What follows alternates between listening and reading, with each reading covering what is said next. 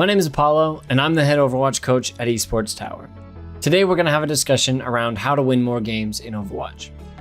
Overwatch is at its core a team-based game. You have the power to control a single hero, and the other players on your team are vital to winning the match. You cannot carry every fight 1v5. This is one of the reasons that a lot of top streamers who are known for their mechanics like your Dr. Disrespects and your Shrouds of the world come to try Overwatch and get hard stuck in silver, gold, and platinum, when they would typically find themselves in the equivalent of GM in other titles. Traditional sports have had decades, and in some cases even centuries, to figure out how to get the world's best athletes developed and elevated to compete at the highest level. Esports Tower is one of the companies taking those concepts and applying them to esports. So before we jump into the content today, I want to take a moment to tell you about our Overwatch program. To date, the students of Esports Tower have been offered over $3 million in scholarships to play esports at the collegiate level. The thing colleges love about Esports Tower is that we don't just focus on your in-game talent. We help you become a well-rounded player both in-game and in life to give you the best possible chance for success in esports. Joining the program, you will receive weekly coaching sessions that include a VOD review and a scrim, as well as teaching and discussion through our Esports Tower approach. You also gain access to our exclusive collegiate network and have the opportunity to play in a bi-weekly tournament attended by collegiate scouts looking to find players from our program. Put all these things together, and the connections available to you at Esports Tower are simply unparalleled. Click on the link in the description below to start a 2-week free trial on me. To preface the topic for today's video, I believe every coach has their own style, and I could make this video an hour long telling you about a plethora of things to work on. Instead, I want to present to you just 3 simple things that you can focus on today to win more games. Those 3 things are communication, teamwork, and fight planning. As communication would clearly be considered essential in both teamwork and fight planning, let's start there. In this team-based first-person shooter called Overwatch, as with any first-person shooter, you have information that by definition is unique to your perspective and can help your teammates make better decisions. As with anything, there are pros and cons. However, I will argue that the pros of joining voice will always outweigh the cons. Before ever speaking at all, joining voice opens up the potential to see things that you can't usually see. One example of this could be with enemy flanks. If you're the character who's supposed to counter or protect the flank, it would be very helpful to know when that player is executing that rotation. Secondly, you gain insight into what your teammates might be thinking. Reinhardt may want to shadow this fight, but your Junkrat is planning to rip tire, and at the same time, your Mei is looking for an opportunity to wall off the enemy team. If you aren't all communicating, your Mei might just block that perfect shatter. The most likely scenario here, though, is that you all ult at the same time, which all but guarantees that you lose the following fight. Communicating with your teammates helps prevent over-ulting and helps you all operate on the same page. The flip side of communication is unfortunately all too real, though. We've all been in matches where a teammate has such a horrible take that it's instantly tilting. We've been deceived over time into thinking that comms don't matter because no one listens and everyone just flames each other. I would also be remiss if I didn't bring up the fact that the mountain of toxicity and rampant sexism still exists in voice channels. Add this all together and you end up with a perfect recipe for never joining voice channels and sincerely believing it's the best option. It's sadly no surprise, but the #1 argument I hear for leaving voice chat is from women who don't join because men are toxic and insufferable.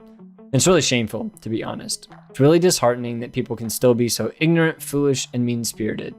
And as men, I think it's really important to come together and call out other men when we see this happening.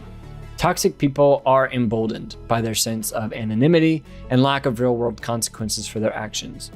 We as a community should be emboldened to call them out when we hear that blatant racism, sexism, and other forms of bigotry in order to help create and foster a more welcoming community for everyone. But one recommendation I have here is not to call people out in a way that's equally hurtful or toxic. Responding to bigotry in a hateful way only makes them feel like they're justified and all the more right in their twisted worldview. Let them know that their behavior is highly inappropriate and unacceptable, and then turn the focus back and begin to encourage your teammates instead. One of the more underutilized tools in-game is being able to mute a single player and move on. However, in my humble opinion, the best way to silence toxic fools is to simply prove them wrong. You, and not the general you as in everyone on the planet, but you who's watching this video right now can and should be the most confident person in team chat. If someone is being toxic, just mute the individual and proceed to keep talking and being the glue that keeps the rest of your team focused on the battle ahead. Next time you are confronted with an ignorant or foolish person, instead of letting their bad takes get to you, just take your confidence level up a notch. You don't need to be toxic or call people out for their bad in-game takes. You don't even need to start coaching people mid-match because we all know that that's never helped anybody. Obviously, you can't force a teammate to listen, but most of the team can and will. You'll be shocked by how often the team will follow your lead just because you make confident callouts and you stay consistent in making calls throughout the match.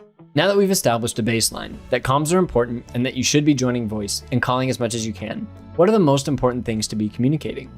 I would say you should focus on rotations, major cooldowns, and target focus, but you should also focus on listening.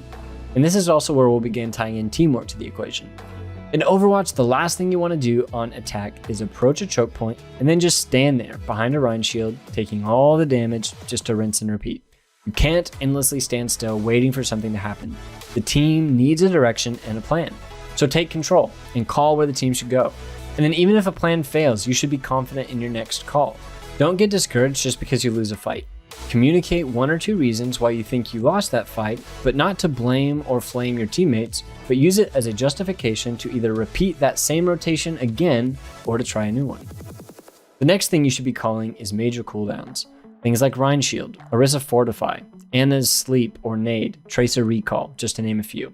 But why specifically abilities like these? These abilities are things that keep those heroes alive.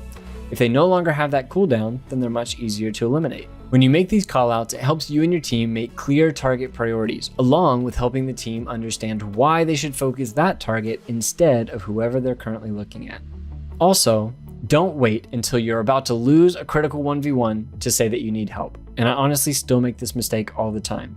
But we should call our targets and rotations preemptively so our team knows how to come alongside and help us, and even more importantly, how to position themselves in a way that they can help us before we reach that critical moment. Bringing this topic full circle now, we've all heard people call these things, but one thing we fail to do a lot of times is listen. If you play on a scrim team, I challenge you to record your perspective during a scrim, but don't just watch the replay code. Record it in such a way to also capture the comms so that you can watch and listen back. Listen to when and how calls are made, and then look at whether or not you and your teammates react to it. Did you change your target when the call was made? Or did everyone keep doing their own thing? Did you follow the fight plan? Or did people ult when they shouldn't have? Listening is so important, but it can be a struggle for a lot of us. Make a point to work on improving this, and I promise you'll win more games. When taking a first fight engagement, you want to attack quickly after the enemy's first major cooldown has been used. As an example, if their Baptiste has used his immortality field early, as soon as it breaks, you need to use your speed amp to hard engage their core. Then for each subsequent fight, as soon as the fight ends, you need to first focus on deciding which ults you want to use aggressively. Second, your team needs to rotate in positions that will allow you to get the most value from those ults. And finally, you need to ult track the enemy team in order to plan how to counter what they might try to do, or to analyze which abilities and ultimates you need to bait before executing your plan. By doing this, you decide what you want to inflict on the enemy team before choosing how to react to what they plan to do. This is how your team has the ability to set the tempo of the match. As an added bonus, doing this consistently helps prevent getting caught off guard, which in turn helps minimize how often everyone on the team ults at the same time. In conclusion, winning in Overwatch can ultimately be boiled down to which team works better together. This, again, is why some of the most mechanically gifted players to ever touch the game still can't always guarantee victory. This is a team-based objective game, so if you want to win, you have to make decisions based on what's best for the team as a whole, which sometimes means making the switch off your best hero to help the team work better as a unit. Fight plan to work with your team. Even a terrible plan that's objectively worse than meta, but precisely executed, can almost always beat a better strat that's poorly executed.